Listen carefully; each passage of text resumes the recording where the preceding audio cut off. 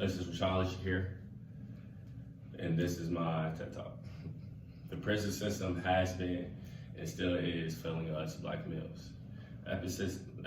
Epistemic violence licenses repressive apparatuses such as the police or white nationalist hate group to destroy black bodies, both male and female, but I will be focusing on male.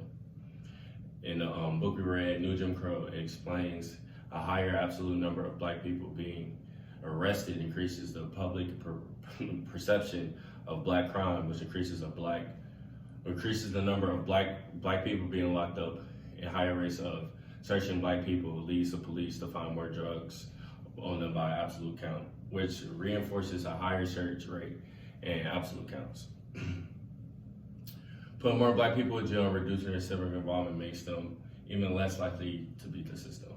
So put them in a broken system, a system that is repeated, that will not let them pass, basically, that are more likely to fail to pass.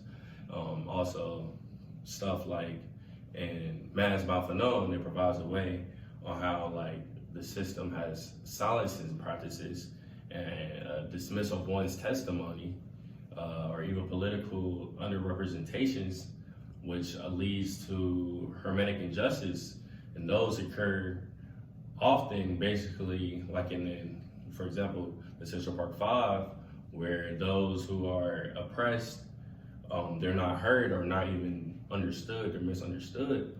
In that documentary, it was one of the most notorious wrongful cases in New York.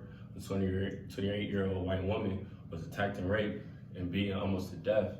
Shortly afterwards, that weekend, five teenagers were arrested and charged almost with the murder until the murder came out in 2002. Murder came out and they got released. But that not only are they wrongfully accusing us of crimes, they're also just shooting us dead. And they're not even looking at us as humans, they're looking at us as objects. And this is the disposability of black bodies.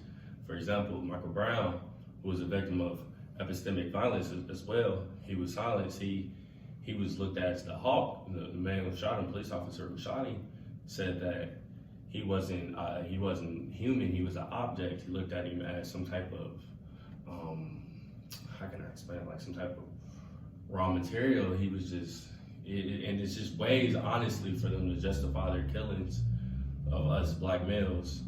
Black men and youth are killed because they are said to be menace to societies, and it can be also, once again, going back to them going to jail, like for molesting before dying.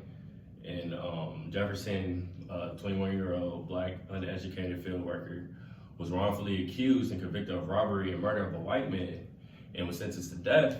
But his attorney, they didn't even look at him as human. His defense attorney literally said with his own two words that Jefferson lacks the intelligence to plan a robbery, and that even if he had involved in the killing, it would be like putting a hog on the electric chair.